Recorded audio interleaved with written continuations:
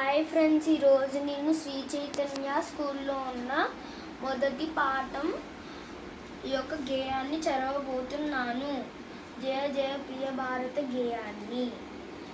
జయ జయ ప్రియ భారత జనయిత్రి దివ్యదాత్రి, జయ జయ జయ శత సహస్ర నర నారి హృదయ నేత్రి, జయ జయ సశ్యామల సుశ్యామల చేలాంచల, జయ వసంత కుసుమాలత చలిత లలిత చేలాంచలత,